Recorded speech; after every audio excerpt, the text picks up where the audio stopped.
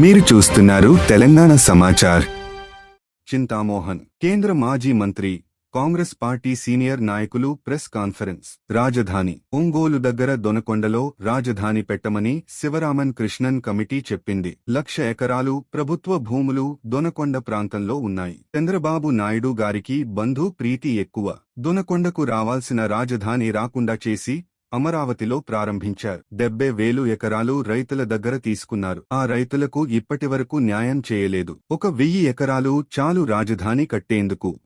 1985లో జరిగినటువంటి అత్యాచారాలు ఈ రోజుకి జరుగుతూనే ఉన్నాయి.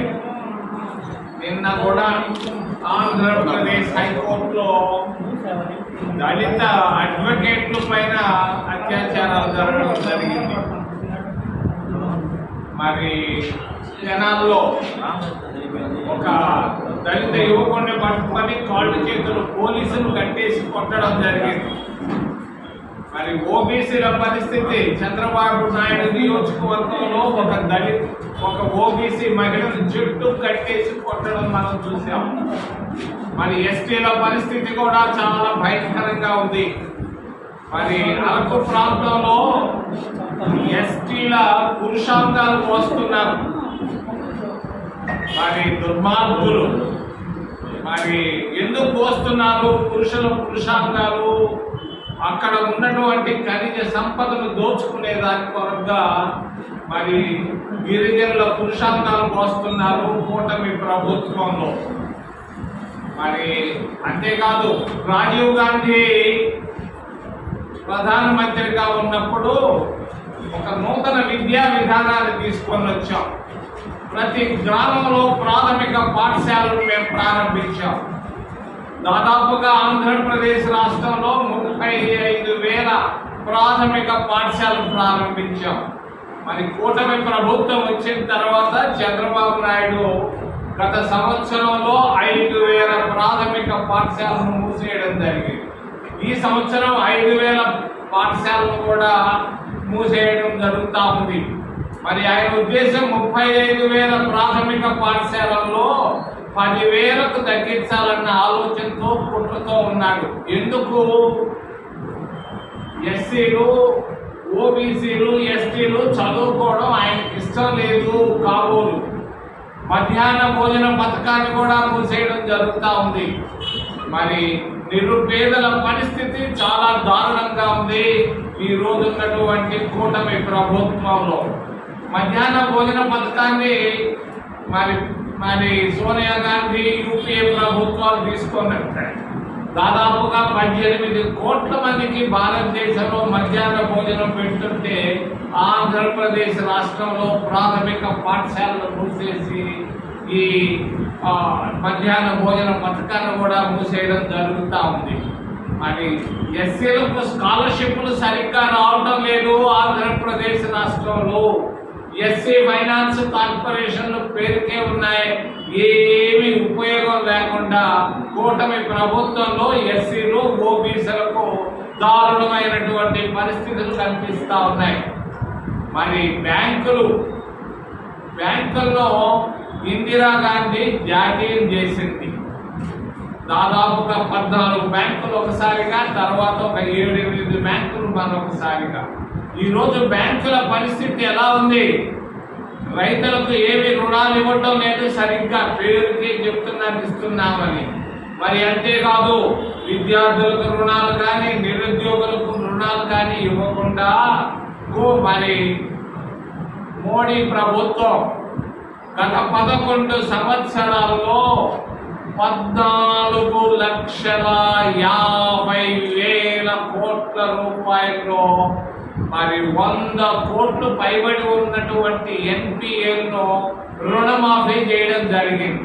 14,5 లక్షల కోట్ల రూపాయలను బ్యాంకుల నుండి రుణమాఫీ చేయడం జరిగింది. నేను అడుగుతున్నాను నిర్మలా సీతారామన్ని, అమ్మా నువ్వు తెలుగు బాగా వచ్చు కదా, మరి నువ్వు చెప్పగలవా? గుజరాత్లో 8,000 కోట్ల రూపాయల రుణమాఫీ చేశావు కోటీశ్వరులది. మరి ఆంధ్రప్రదేశ్ రాష్ట్రంలో ఎంత? మరి పక్కనే ఉన్నటువంటి మిగిలిన రాష్ట్రాల్లో ఎంత వాళ్ళ పేర్లు బయట పెట్టగలవా? నేను చెప్తున్నాను, 14.5 లక్షల కోట్లలో 1 లక్ష కోట్ల అవినీతి జరిగింది. 1 లక్ష కోట్ల అవినీతి జరిగింది. 10% తీసుకున్నారు. నేను అడుగుతున్నాను అది ఎన్డీఏ ప్రభుత్వాన్ని, దీనికి సూత్రధారి ఎవరు, పాత్రధారి ఎవరు, ఎంత డబ్బు ఎవరు తీసుకున్నారు, ఎక్కడ పెట్టారని నేను అడుగుతున్నాను. 14.5 లక్షల కోట్ల రూపాయల రుణమాఫీ చేసి ప్రతి రుణమాఫీలో 10% డబ్బు తీసుకోవడం జరిగింది. దీన్ని మేము ఖండిస్తున్నాం కాంగ్రెస్ పార్టీ తరఫున. 2G స్పెక్ట్రమ్ అన్నారు, మరి కోల్ స్కామ్ అన్నారు. దానికంటే ఎంత పెద్ద స్కామ్ ఇది, బ్యాంకింగ్ స్కామ్ అని తెలియదు. మూడో విషయం రాజధాని. మరి ఒంగోలు దగ్గర దొనకొండలో పెట్టమని శివరామకృష్ణయ్య సిఫారసు చేస్తే 1 లక్ష ఎకరాల ప్రభుత్వ భూమి ఉందంటే చంద్రబాబు నాయుడు బంధు ప్రీతితో అమరావతిలో దాన్ని ప్రారంభించాడు.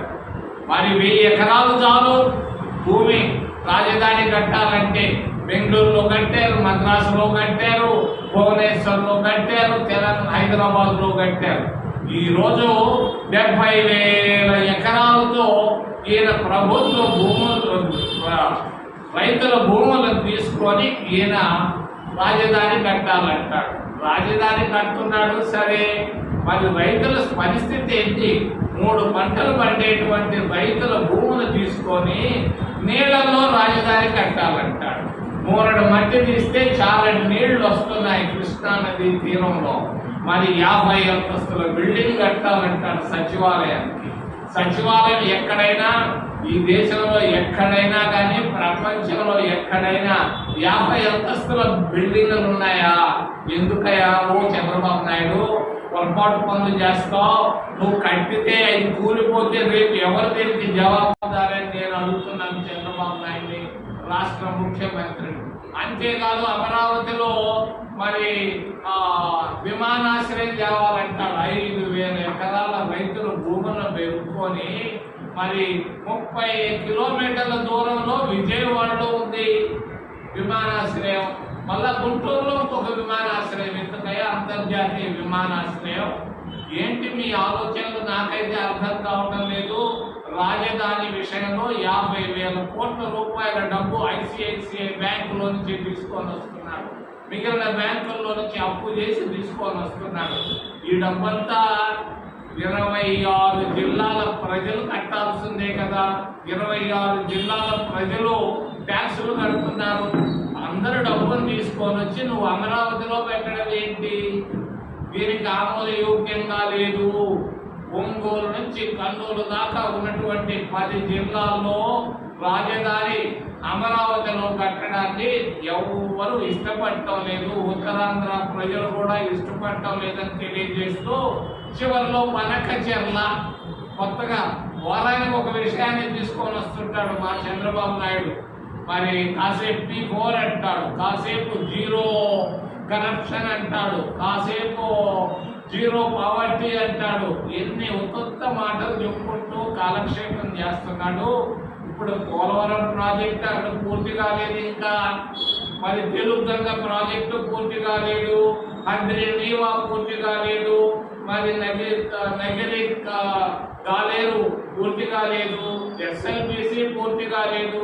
ఇప్పుడు కృష్ణా జలాలని ఉపయోగించి దాదాపుగా 25,000 కోట్లతో ఈ గాలేరు నగరి, హంద్రీనీవా, SLBC, తెలుగు గంగ పనులు పూర్తి చేస్తే 25 లక్షల ఎకరాలు రాయలసీమలో పండించేదానికి, పంట భూములు చేసేదానికి అవకాశం ఉంది. మళ్ళా 87,000 కోట్లతో బనకచెర్ల నుంచి నువ్వు తీసుకురావడానికి కారణం ఏంటి? అప్పుడే తయారు చేసి ఉన్నారంట ప్రాజెక్టు రిపోర్ట్, కాంట్రాక్టర్లే చేసుకొని ఉన్నారంట. మరి పోలవరంలో అప్పటి ముఖ్యమంత్రులు తిన్నట్టు దీంట్లో తినాలనే ఉద్దేశమే కాదా? మరి మొబిలైజేషన్ అడ్వాన్స్తోనే డబ్బులతో మరి కాజేయాలనే ఉద్దేశమే కదా ఈ బనకచెర్ల. ముందు ఈ ప్రాజెక్టులు పూర్తి చేయి, కృష్ణానది జలాలకు సంబంధించినటువంటి ప్రాజెక్టులు పూర్తి చేసి తర్వాత వివాదాస్పదమైనటువంటి పథక చెల్లం గురించి ఆలోచిద్దామని చంద్రబాబు నాయుడు గారు తెలియజేస్తూ మరి ఆయన అంటారు, జీరో పావర్టీ బంగారు పథకాలు అంటాడు. ఈ బ్యాంక్ పథకాలు ఇవిడ ఏ కోటీశ్వరుడా ఇచ్చేది చచ్చేది, ఊరికే మాటలు చెప్పుకుంటా పోతున్నావు. మరి అంతేకాదు, నీ సొంత నియోజకవర్గం కుప్పంలో 30 ఎకరాలు 30 సంవత్సరాలు నువ్వు ఎమ్మెల్యేగా మంత్రిగా 15 సంవత్సరాలు ముఖ్యమంత్రిగా ఉంటూ అక్కడ పావర్టీ ఉంది, పేదరికం, 3 పూటల్లో 1 పూట కూడా భోజనం చేయలేని వాళ్ళు ఉన్నారు. అక్కడ ఏం అభివృద్ధి లేదు. నీ సొంత నియోజకవర్గం కుప్పంలో అభివృద్ధి చేయలేని వాడివి ఆంధ్రప్రదేశ్ రాష్ట్రంలో నువ్వు చేయబోయేది ఏంటయ్యా?